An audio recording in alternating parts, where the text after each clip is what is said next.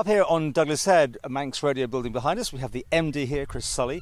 Very exciting with this Super Manx weekend. And Chris, I want the story because I think it's very interesting about how the Red Arrows all came about. You're the man who has a plan and saw the right people, I guess. Yeah, do you know what? If ever I have a bright idea on a Sunday evening again, disabuse me of it immediately. Basically, it was a Sunday evening. I just thought, it'd be nice to get the Reds over. I wondered how this works because nobody come over for the TT, obviously. So I contacted a guy called Mike Ling, who was Red 10, the commentator until a couple of years ago when he moved on. I said, Lingy, how does it work getting the Reds over? What do I need to do? He said, oh, you left it too late now. You need to apply previous September, everything else. And so we had a chat and that was it. And then he phoned me the next day and said, actually, I've no idea who you got contact with, but they've just announced some extra dates. Get in quickly. So we did. I gave the RAF the date of the weekend and just said, if you have a day free, can we provisionally book it? And they came back and said, yes, the Saturday is free. So fantastic. So I made a provisional booking. Then it was a case of let's find the money and get permission to go ahead with it. So these guys do one after another, do they? They'll come here, then they'll move somewhere else, and that sort of thing? So Sidmouth in Devon is their location the day before, so they're flying at the Sidmouth Air Show, and then they're here on the Saturday. I'm not sure where they're on, so they may give themselves a day off, but they are flying on the Monday again.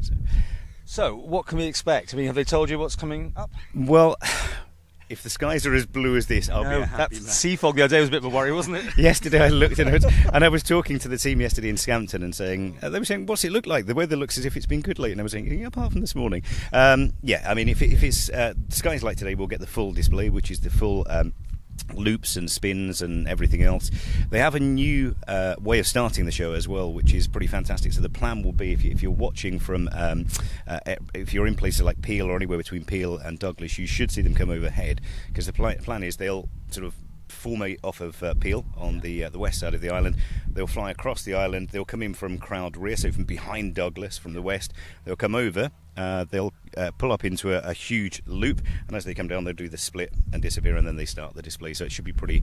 And that's a new move for this year. So I know I always look at to see in Douglas, and then they always shoot from behind. That's exactly what happens at the start of the show. They'll come, yeah. So how long do they go beyond for? It's about a 20-25 minute display. If it's the full display, and we're very much hoping from the weather it will be. If the weather is slightly inclement, they've got a medium level display, and then there's a flat display, which, if you remember TT 2019, the last time they were here, it was a flat display. It's good, but it's not as good as the full display. And if the weather is complete pants, then we'll rearrange a day with them. Oh, really? Okay. So yeah. So what time? Obviously, Douglas. Douglas, yeah, here at Douglas Base, it'll be 2:30 on Saturday afternoon. They're usually pretty precise with the times and everything, being Royal Air Force. So everything should be good on that. Pretty much. So Red 10 squadron leader Adam Collins will be here doing his commentary from the centre point on the prom. And so bring an FM radio with you. Some people are saying, can I bring use the app? You can, but the problem with the app, you sometimes get that little latency, 30, 40 seconds. Yeah, it can be at times if there's lots of people using it. So he'll be saying, look to your right, and what again? They're coming back. So yeah, no, it will be a case. Bring the FM radio and turn it loud, and you'll be able to hear all that. And you'll hear the announcements from the pilots, the smoke on, smoke off, go, the screams as they do the synchro pair and everything else. All good fun. Well done. Congratulations on getting this one done. Your contacts obviously do work. It's figured. There are even this week there have been things that crop up, and I can see now why organising something like this is so involved. What seemed like a simple idea, and I'll use my contacts. The easiest part was getting the red arrows. The difficult part was everything since with insurance.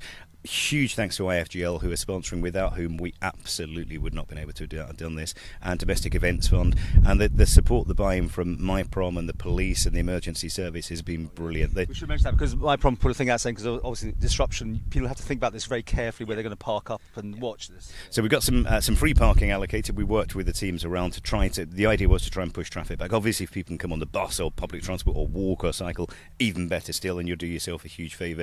If you are coming with a car with a family from somewhere else, look on the Manx Radio Facebook page or look on the My Prom Facebook page, and you'll see all the details of where the free parking is, what you can do, how you can do that, make it easy. The one thing I would say, if you're going to either Onken or Douglas Head, is just be prepared that at the end of the show, you're not getting out in a hurry. Take it easy, enjoy a bit of sunshine, let the traffic disappear. Where are you going to be?